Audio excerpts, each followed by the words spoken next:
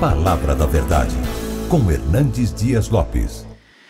Eu quero partilhar com você agora o texto bíblico que está em 2 Reis. Segundo livro dos Reis, capítulo 20.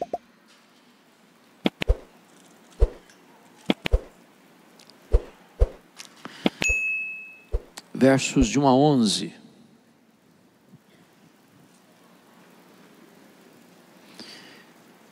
Esse texto diz assim, 2 Reis 20, naqueles dias Ezequias adoeceu de uma enfermidade mortal. Veio ter com ele o profeta Isaías, filho de Amós, e lhe disse: assim diz o Senhor, põe em ordem a tua casa, porque morrerás e não viverás.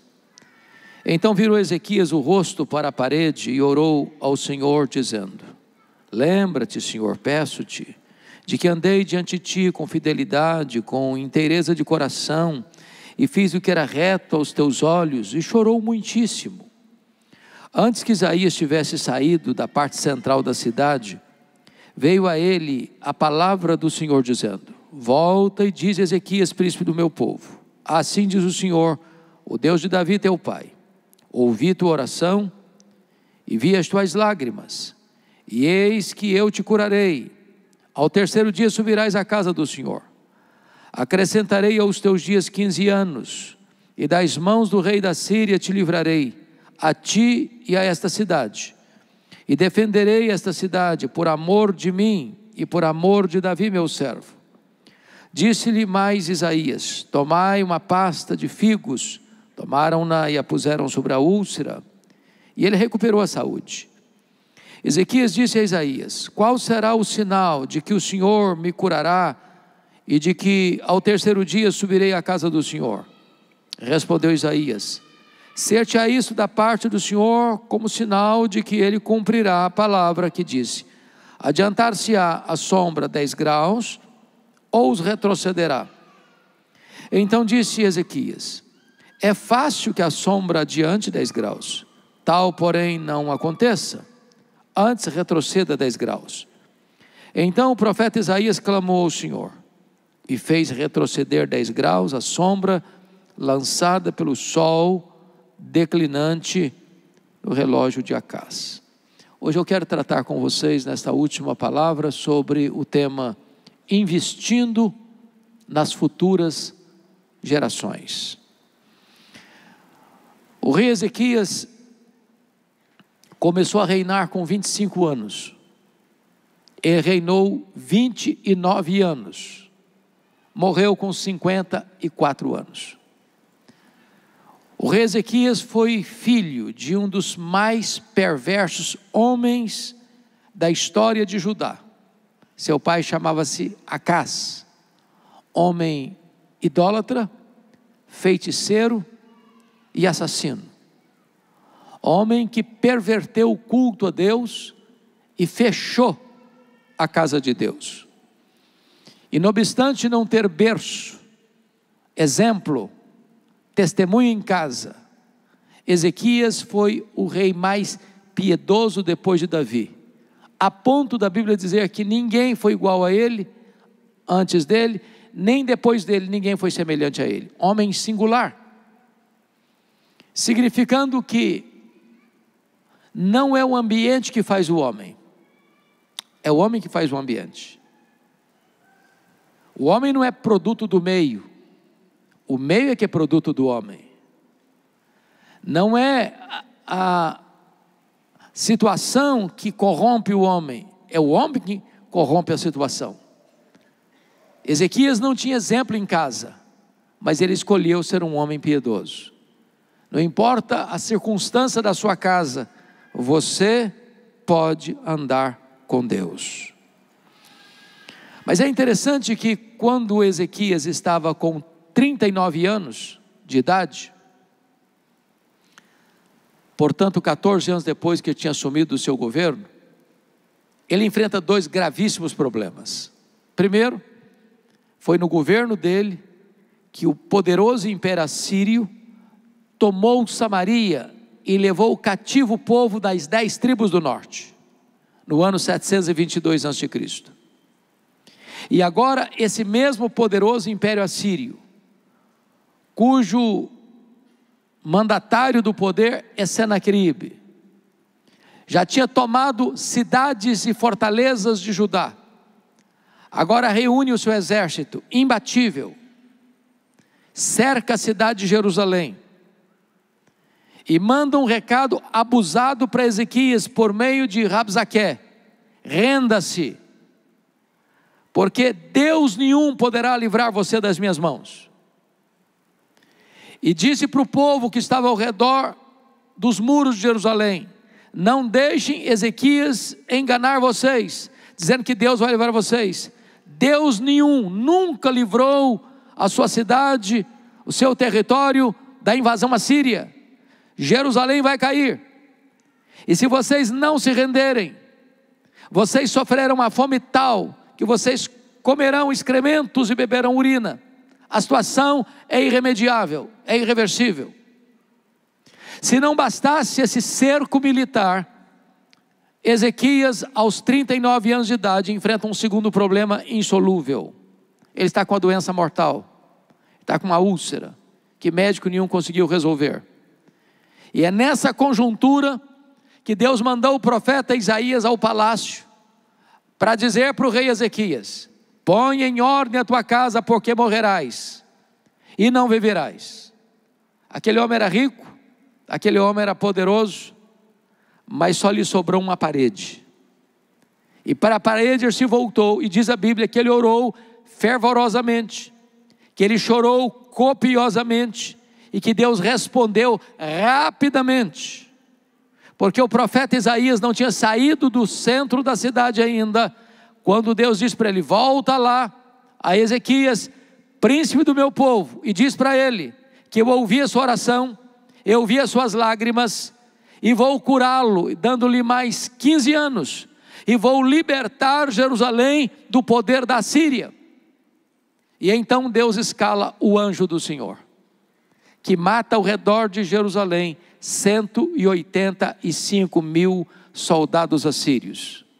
Deus move e faz um barulho nas circunstâncias, para que Senaqueribe retornasse à sua terra e fosse assassinado no templo do seu Deus pelos seus próprios filhos. Deus cura Ezequias, Deus liberta Ezequias do poder de uma invasão militar.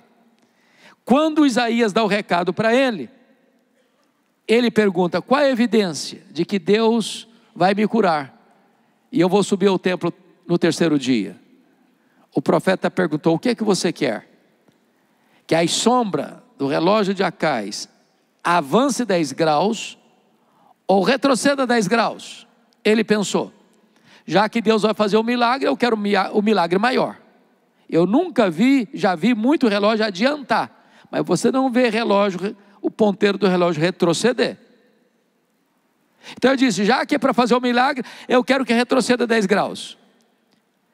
E Isaías ora, e Deus interfere na estrutura do universo, para atender a oração de Isaías, para curar o rei Ezequias. Um grande milagre, um extraordinário milagre.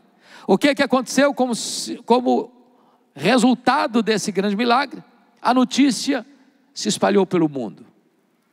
E então, um novo império que estava surgindo, o Império Babilônico, envia uma comitiva diplomática a Jerusalém, para se solidarizar, para se alegrar com o rei Ezequias, por tamanho milagre, a cura milagrosa e a libertação de uma invasão militar iminente. Quando Ezequias recebeu aquela comitiva, diz a Bíblia, que ele abriu os seus tesouros, abriu os seus palácios e mostrou quão grande ele era, quão rico ele era, quão poderoso ele era, quão famoso ele era, quão digno de glória ele era. E aquilo não foi agradável aos olhos de Deus. Confira comigo aí, por favor, depois nós vamos voltar para esse texto. 2 Crônicas, capítulo 32, o que aconteceu? Versículos 24 e 25. 2 Crônicas 32, 24 e 25. Naqueles dias adoeceu Ezequias mortalmente, Então orou o Senhor, que lhe falou e lhe deu um sinal. Mas não correspondeu Ezequias aos benefícios que lhe foram feitos, pois o seu coração se exaltou, pelo que houve ira contra ele e contra Judá e Jerusalém. Preste atenção nisso. Um milagre de Deus é um grande privilégio, mas é também uma grande responsabilidade. Quando ele recebe aquela comitiva internacional, em vez de ele reconhecer que a vitória sobre a Síria viera de Deus, e que a cura recebida viera de Deus, ele se exalta. E ao se exaltar, ele revela quão poderoso ele era, quão grande ele era, abriu seus tesouros, mostrou sua riqueza, mostrou seu ouro, a sua prata, o seu poderio militar.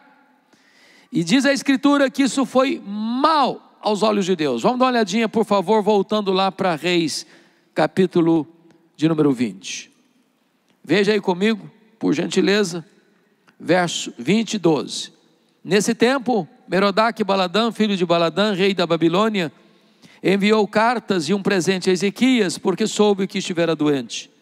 Ezequias se agradou dos mensageiros e lhes mostrou toda a casa do seu tesouro, a prata, o ouro, as especiarias, os óleos finos, o seu arsenal e tudo quanto achava nos seus tesouros. Nenhuma coisa houve, nem em sua casa, nem em todo o seu domínio, que Ezequias não lhe mostrasse. Notinha de rodapé: você não tem que mostrar tudo na sua casa para as pessoas, não.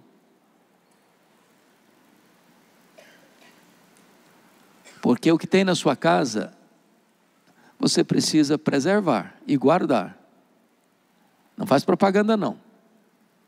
Sobretudo, se você está fazendo propaganda para se envaidecer, para se vangloriar, para dizer que você é mais inteligente, mais esperto, que você está numa condição financeira melhor do que os outros, porque você é mais inteligente que os outros. Cuidado com isso. O que aconteceu? Versículo 14. Então Isaías o profeta veio ao rei Ezequias e lhe disse: que foi que aqueles homens disseram, e de onde vieram a ti? E respondeu Ezequias: uma terra longínqua, vieram da Babilônia. Perguntou ele: que viram em tua casa? Respondeu ele: viram tudo quanto há na minha casa, coisa nenhuma há nos meus tesouros que eu não lhes mostrasse. Ele mostrou a grandeza dele, o poder dele, a riqueza dele, a glória dele. Agora veja o que o profeta vai dizer para ele. Versículo 16. Então disse Isaías a Ezequias: ouve a palavra do Senhor. Eis que virão dias em que tudo quanto houver em tua casa, com o que entesouraram os teus pais até o dia de hoje, será levado para a Babilônia, não ficará coisa alguma, disse o Senhor. Ou seja, essa Babilônia vai se tornar um poderoso império. Essa Babilônia voltará. Essa Babilônia cercará Jerusalém. Essa Babilônia tomará Jerusalém. Essa Babilônia vai saquear todas as riquezas, toda a prata, todo o ouro, tudo aquilo que você juntou até hoje, vai levar tudo embora. Mas mais, olha o versículo 18: dos teus próprios filhos que tu gerares tomarão, ou seja, os filhos serão escravos.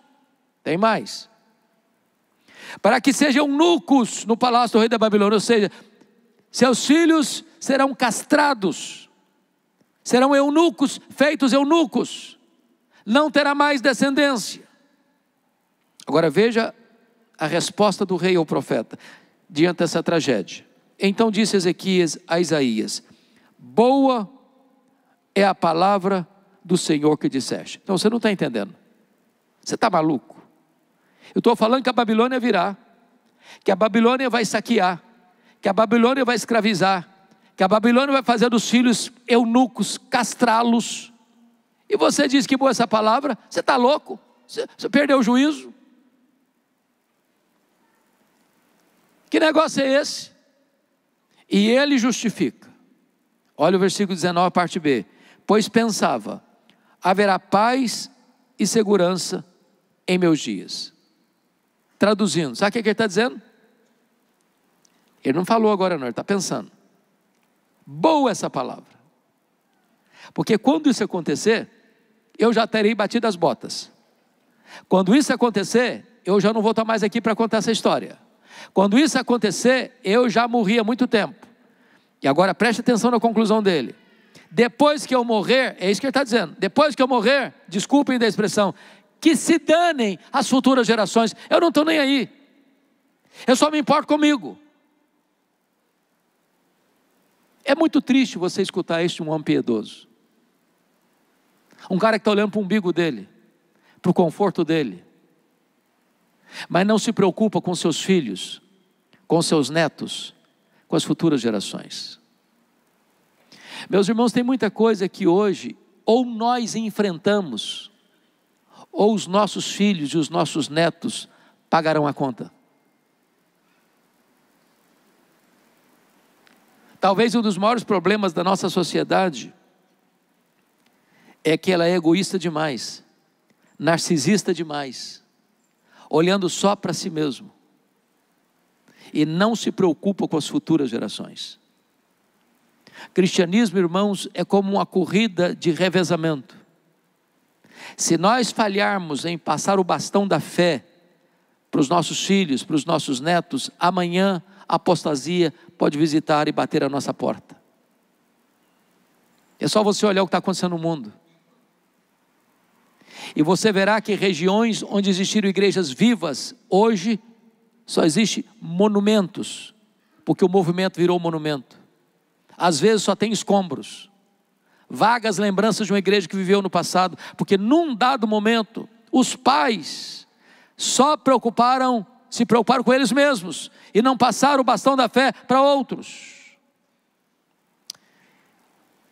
Então vamos entender aqui, volta comigo a olhar para o capítulo 21.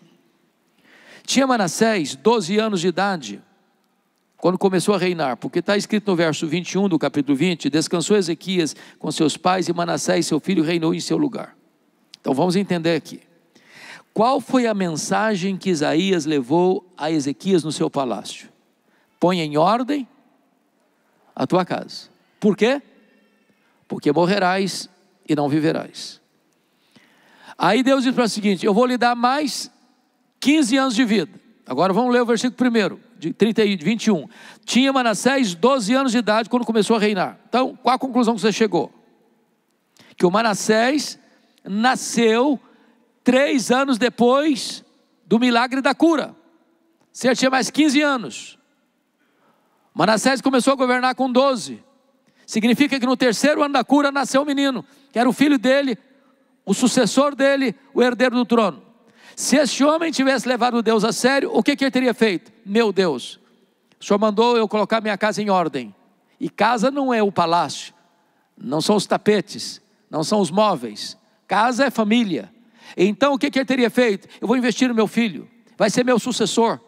Ele já tinha histórico de homens maus no passado, como o pai dele tinha sido um homem mau, o Acás. Eu quero que o meu filho conheça o Senhor. Eu quero que o meu filho ande nas minhas pegadas. Eu quero que o meu filho conheça a verdade. Eu quero que o meu filho ande na verdade. Eu quero que o meu filho seja um homem digno de assumir o trono e continuar o revivamento e a reforma espiritual. Mas o silêncio do texto é perturbador. Ele não fez isso. Se você olhar comigo, vamos perceber versículo 2. Quando Manassés assumiu o governo, ele fez o que era mal perante o Senhor, segundo as abominações dos gentios que o Senhor expulsara de suas possessões de diante dos filhos de Israel. Versículo 3. Pois tornou a edificar os altos que Ezequias seu pai havia destruído, levantou altares a Baal, fez um poste ídolo como o que fizera Acabe, rei de Israel, e se prostrou diante de todo o exército dos céus e o serviu. Versículo 4, edificou altares na casa do Senhor, da qual o Senhor tinha dito, em Jerusalém porei o meu nome. Versículo 5, também edificou altares a todo o exército dos céus, nos átrios da casa do Senhor. Versículo 6, queimou seu próprio filho como sacrifício, adivinhava pelas nuvens, era agoureiro, tratava com médiuns e feiticeiros, prosseguiu em fazer o que era mal perante o Senhor, para o provocar a ira. Versículo 9, Manassés de tal modo os fez errar, que fizeram pior do que as nações que o Senhor tinha dito ou destruído diante dos filhos de Israel. Versículo 16, além disso Manassés derramou muitíssimo sangue inocente, até encher Jerusalém de um a outro extremo, afora seu pecado com que fez pecar a Judá, praticando o que era mal perante o Senhor. Foi o maior monstro da história de Judá, foi o pior rei da história de Judá. Por quê? Porque o pai dele não investiu na vida do menino. Trágico, triste. Manassés foi o cara que mais governou em Jerusalém, 55 anos, e foi o pior rei de Jerusalém, foi o pior rei de Judá, por uma razão única: seu pai não levou a sério uma ordem de Deus: põe em ordem a tua casa. Não investiu na vida espiritual do seu filho. E aí, meus amados irmãos, nós precisamos ir para um outro texto para entender uma coisa. Vá comigo agora, por favor, para Jeremias 15. Jeremias 15. Por favor, observe aí. Versos de 1 a 4. São dos textos mais duros da Bíblia. Disse, porém, o Senhor: ainda que Moisés e Samuel se pusessem diante de mim, os dois grandes intercessores, meu coração não se inclinaria para este povo. Lança-o diante de mim e saiam. Quando te perguntarem para onde iremos, dir-lhes-ás: assim diz o Senhor, o que é para a morte, para a morte, o que é para a espada, para a espada, o que é para a fome, para a fome, o que é para o cativeiro, porque os punirei com 4 sortes de castigo, diz o Senhor: com espada para matar, com cães para os arrastarem, e com as aves dos céus e as feras do campo para os devorarem e destruírem. É o cerco de Jerusalém, é a Babilônia prestes a invadir Jerusalém. Por que razão? Por favor, grave, anote, sublinhe esse versículo. Entregá-los-ei para que seja um espetáculo horrendo por todos os reinos da terra, por causa de Manassés, filho de Ezequias, rei de Judá, por tudo quanto fez em Jerusalém. Perceba aí o reflexo. A invasão da Babilônia, a queda de Jerusalém, a destruição do templo de Salomão, a maior ruína daquele território ocorreu, por quê? Por causa de Manassés. Conclusão: o cativeiro babilônico nasceu dentro da casa do rei Ezequias. A maior tragédia de Jerusalém nasceu no útero da casa de Ezequias. Põe em ordem a tua casa. Ele não investiu no seu filho, e o seu filho foi o causador do grande cerco, da grande queda, da grande destruição de Jerusalém. Agora preste atenção nisso. Quando eu olho para a Bíblia, eu vejo que Davi, por exemplo, tentou salvar o mundo e perdeu a sua família. Quando eu olho para a Bíblia, eu vejo que Noé perdeu o mundo, mas salvou a sua família. Talvez seja um alerta para você e para mim, que através da nossa família, Deus alcance o mundo. Quando eu olho para a Bíblia, eu vejo que Deus trouxe um propósito na vida de cada pessoa que Ele levantou. Por exemplo, o propósito de Deus na vida de Moisés foi libertar o povo da escravidão. O propósito de Deus na vida de Josué foi introduzir o povo na terra prometida. O propósito de Deus na vida de Davi foi reunificar e fortalecer um reino. O propósito de Deus na vida de Salomão foi ele construir o templo de Jerusalém. O propósito de Deus na vida de Neemias foi restaurar os muros de Jerusalém. O propósito de Deus na vida de João Batista foi preparar o caminho do Senhor para que ele se manifestasse. O propósito de Deus na vida de Pedro foi que ele abrisse a porta do evangelho para judeus e gentios. O propósito de Deus na vida de Paulo foi que ele levasse o evangelho a todos os rincões do Império Romano. E você pergunta: mas qual era o propósito de Abraão, o pai da fé? Já pensou nisso? Para que Deus levantou Abraão? A Bíblia responde essa pergunta. Olha comigo, por favor, Gênesis 18. Olha que coisa interessante. Gênesis 18, versículo 19. Eu vou ler o versículo 18 também. Visto que Abraão certamente virá a ser uma grande e poderosa nação, nele serão benditas todas as nações da terra. Agora o verso 19. Porque eu o escolhi para que ordene a seus filhos e a sua casa depois dele, a fim de que guarde o caminho do Senhor e pratique a justiça e o juízo, para que o Senhor faça vir sobre Abraão o que tem falado a seu respeito. Para que Deus escolheu Abraão? Qual o propósito da escolha de Abraão? Tirando-o de Ur dos Caldeus, tirando-o da idolatria. Qual o propósito? Está escrito aí: para que ordene a seus filhos e a sua casa depois dele. Não é só você não, Abraão. Eu estou escolhendo você para você colocar em ordem a sua casa. Eu estou escolhendo você para que você ordene a seus filhos, a seus netos, a seus pósteros, a pôr em Deus a sua confiança. Agora vamos entender outra coisa. Quando Isaac, o filho da promessa, nasceu, quantos anos tinha Abraão? Tinha 100 anos. O Isaac casou com quantos anos? 40 anos. Então quantos anos tinha Abraão quando Isaac casou? 140 anos. A Rebeca era estéril. Quantos anos Isaac orou por ela para ser curada? 20 anos. Então quando nasceram os meninos, os netos do Abraão, Esaú e Jacó, quantos anos tinha Abraão?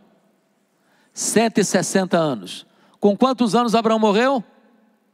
Com 175. Quantos anos Abraão viveu com seus netos? Apenas 15 anos.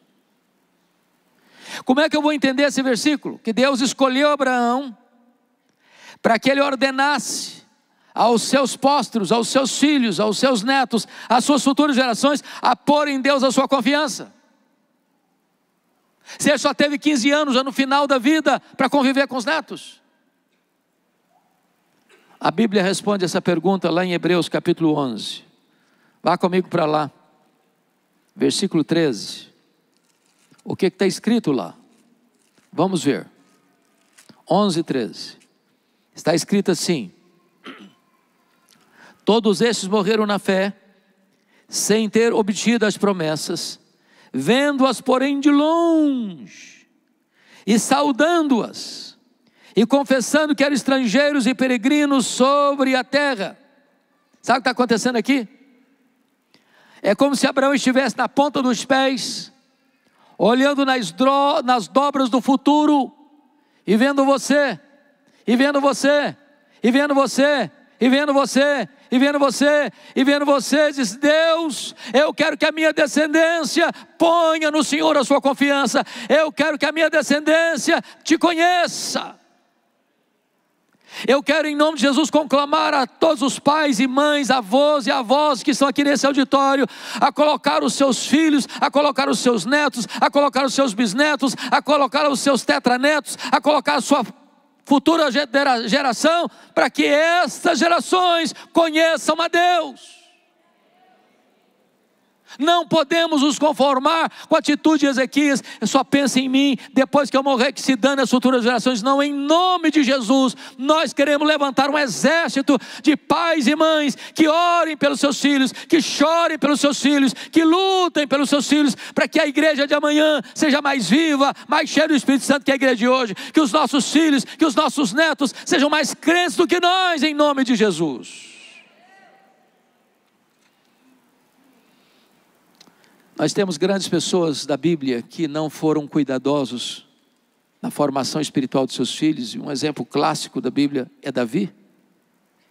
Davi foi um dos homens mais piedosos da Bíblia, que a Bíblia chama de dizer de o homem segundo o coração de Deus, o modelo para os reis de Judá. Mas ele foi inconsequente com a sua família. Ele não cuidou de seus filhos. Por isso ele viu estupro na sua casa, ele viu assassinato na sua casa, ele viu conspiração na sua casa, ele viu morte na sua casa, ele viu derramamento de sangue na sua casa, porque ele, cuidando de tanta gente, cuidando de um reino todo, não cuidou da sua própria família. Você pode ter os maiores sucessos do mundo. Se você perder a sua família, todos os seus troféus são troféus de palha. Então eu queria, já caminhando para o fim, ver um exemplo na Bíblia. Eu queria que você abrisse comigo, por favor, primeiro livro de Samuel, capítulo 12. Abra aí comigo.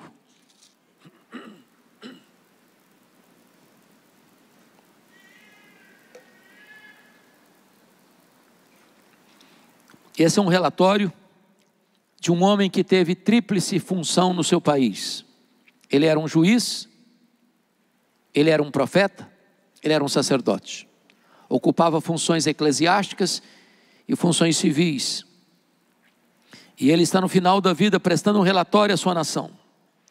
Então vamos ver comigo, começando com o verso 1. Então disse Samuel a todo Israel: eis que ouvi a vossa voz em tudo que me dissestes, e constituí sobre vós um rei. Agora, pois, eis que tendes o rei à vossa frente. Já envelheci, e estou cheio de câncer, e meus filhos estão convosco. O meu procedimento esteve diante de vós, desde a minha mocidade até o dia de hoje. Eis-me aqui, testemunhai contra mim perante o Senhor, e perante o seu ungido. De quem tomei o boi? De quem tomei o jumento? A quem defraudei? A quem oprimi? Das mãos de quem aceitei suborno, para encobrir com ele os meus olhos, e vou-lo restituirei. Eu fico imaginando, se os políticos do Brasil, se os políticos de Brasília, poderiam ao final do seu mandato, dar um relatório desse. Durante a vida inteira, lidando com dinheiro, lidando com a administração pública, lidando com as coisas eclesiásticas, com lisura. Versículo 4, então responderam: em nada nos defraudaste, nem nos oprimiste, nem tomaste coisa alguma das mãos de ninguém. E ele lhes disse: o Senhor é testemunha contra vós outros, e o seu ungido é hoje testemunha de que nada tendes achado nas minhas mãos. E o povo confirmou: Deus é testemunha. Vida limpa, vida ilibada, testemunha irrepreensível. Você então diz assim: é desse jeito que eu quero também encerrar minha carreira. Testemunho bonito. Mas, porém, entretanto, todavia, entre mentes, algumas coisas esquisitas. Volta comigo ao capítulo 8. Verso de 1 a 5, porque lá é o Samuel diante da nação, dando um relatório. Agora vamos ler o capítulo 8, verso 1. Tendo Samuel envelhecido, constituiu seus filhos por juízes sobre Israel. Para um pouquinho. Pergunta: quem constituía juiz em Israel? Deus. Prerrogativa exclusiva de Deus. Aqui Samuel está assumindo um papel que não é dele. Pior, ele está constituindo seus filhos. Isso é nepotismo. Constituindo seus filhos que não têm um bom exemplo. Versículo 2, aliás, versículo 3. Porém seus filhos não andaram pelos caminhos dele, antes se inclinaram à avareza e aceitaram subornos e perverteram o direito. Ou seja, os filhos de Samuel tinham outro estofo moral diferente do pai. O ponto positivo de Samuel é: você não subornou, você não roubou, você não se corrompeu, você não recebeu propina, você não recebeu um boi, um jumento sequer, com pagamento de favores. Não, foi íntegro. Mas os filhos dele foram o contrário do pai, aceitaram o suborno. Versículo 4. Então os anciãos todos de Israel, preste atenção, não foram alguns anciãos não, todos os anciãos de Israel se congregaram e vieram a Samuel a Ramá e lhe disseram: veja, estás velho, e teus filhos não andam pelos teus caminhos, constitui-nos pois agora um rei sobre nós, para que nos governe, como tem em todas as nações. Em outras palavras, estão dizendo o seguinte: Samuel, se você vivesse mais tempo, nós estávamos fechados com você. Agora você está pertinho de bater as botas. E nos seus filhos nós não confiamos. Nós não queremos ficar debaixo da autoridade dos seus filhos. Então faz um favor, antes de você morrer, constitui-nos um rei, porque nós não queremos ficar debaixo da liderança dos seus filhos. Notinha de rodapé. Israel rejeitou o governo de Deus e abraçou a monarquia, que não era o projeto de Deus. E a monarquia nasceu dentro da casa de Samuel. Sabe por quê? Samuel levou Deus a sério, mas não passou o bastão da mesma fé para os seus filhos.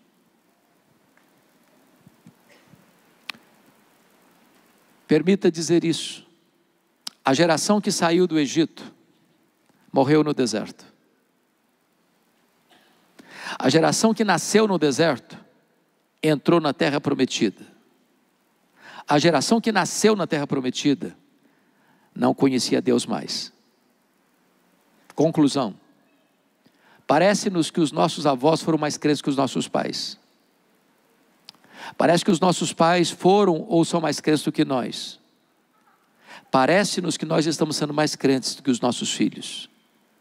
Se Deus não tiver misericórdia, a apostasia pode chegar na outra geração. Este ano nós vamos comemorar mais de 500 anos de reforma protestante. 508 anos. A Europa não tem o que comemorar. O berço do protestantismo hoje é um continente pós-cristão. Estive recentemente na Holanda. Até 1960 a igreja estava lá e os templos eram frequentados. De 1960 para cá, os templos estão lá, mas vazios. De vez em quando uma palestra, de vez em quando um musical, mas as pessoas não estão mais nas igrejas. Fui para a Escócia, o berço de John Knox, o berço do presbiterianismo, a igreja do Castelo. Quando eu entrei, belíssimo templo, a torre empinada aos céus. Lá dentro não tem púlpito, lá dentro não tem cadeiras, lá dentro não tem bancos. Agora aquele templo é um bar. As pessoas se reuniam lá para beber. Você vai para a Inglaterra dos grandes avivamentos, a Inglaterra de George Whitefield, de John Wesley, de William Carey, de William Wilberforce, de John Charles Ryle, de Charles Haddon Spurgeon, a Inglaterra de Mark Lloyd Jones, a Inglaterra de John Stott. Hoje menos de 4% dos ingleses frequentam a igreja evangélica. Os templos estão sendo vendidos e transformados em museus, em boates, em mesquitas muçulmanas. Você vai para os Estados Unidos e todas as igrejas históricas estão minguando, desidratando, perdendo milhares e milhares de membros todos os anos. Os seminários que formaram teólogos e pastores, tomados de assalto pelos liberais, ensinam apenas ceticismo. O liberalismo devastou a Europa, está devastando a América. E você encontra lá então as chamadas dead churches, igrejas mortas. Você vem para o Brasil e você vai ver denominações inteiras que já se renderam ao liberalismo. Igrejas que não acreditam mais que a Bíblia é a palavra de Deus. Seminários que não ensinam mais que a Bíblia é a palavra de Deus. Há poucos dias, pastor Francisco, um pastor me ligou com lágrimas, chorando no telefone, e disse: pastor Hernandes, a minha denominação não batizou uma pessoa por igreja, em média, no ano inteiro.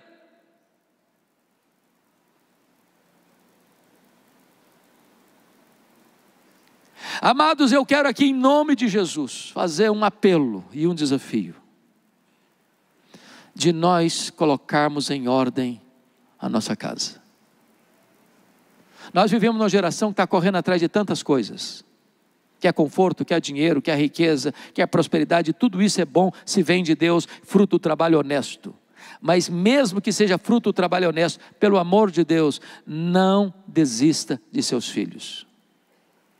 Não abra mão de ver os seus filhos convertidos. Não abra mão de investir nos seus netos. Porque nós poderíamos ter todas as riquezas do mundo, se nós perdermos os nossos filhos, os nossos netos, as futuras gerações, nós teremos fracassado rotundamente em nossa missão. Invista nas futuras gerações. E eu quero concluir com o Salmo 78, por favor, vá comigo para lá e eu encerro aqui.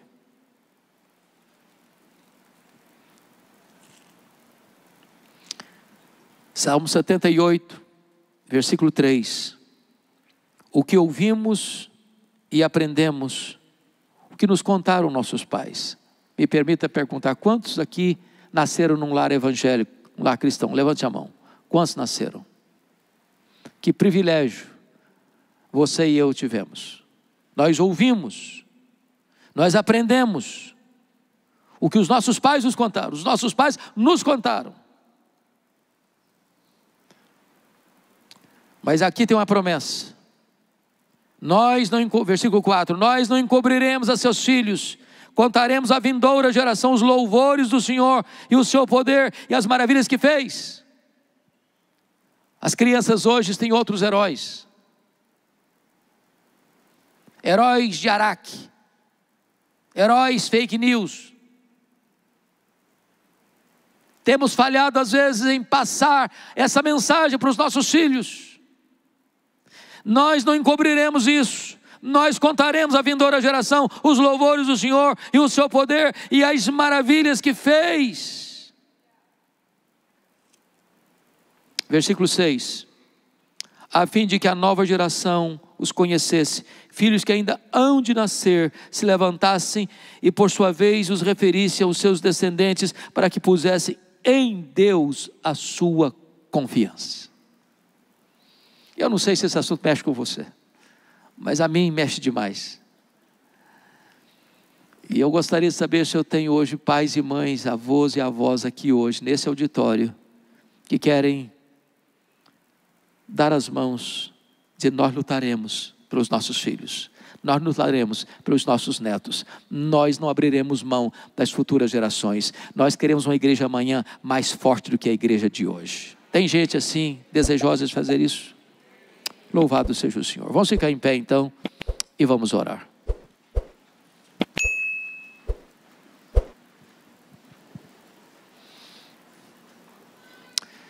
Deus bendito, acabamos de receber um alerta da Tua palavra. E nós não queremos agir como agiu no passado o rei Ezequias, que só se importava com ele, com o conforto dele, com a proteção dele, mas entregou seus filhos, seus netos, seus pósteros à escravidão e à morte. Compadece-te de nós, Senhor. Poupa os nossos filhos, poupa os nossos netos, poupa os nossos bisnetos, poupa as futuras gerações, Senhor. Dá-nos coragem, Deus, para passar o bastão da fé para a futura geração, para a próxima geração. Dá-nos a bênção, Deus, de ver um grande reavivamento espiritual na nossa casa, na nossa família, na nossa igreja, na nossa denominação, na igreja evangélica brasileira e mundo afora. Dá-nos a bênção de ver, Deus, crianças e adolescentes cheios do Espírito Santo, que vão proclamar o Teu nome e vão pôr no Senhor a sua confiança. Visita-nos nesta manhã, Senhor, e traga sobre nós a consciência do nosso dever, e dá-nos um sinal do Teu favor, de vermos Tu levantando, conforme o Teu propósito e para a Tua glória, esta geração e as futuras gerações, para Te servirem e fazerem a Tua obra. Louvado seja o Teu nome, em nome de Jesus. Amém.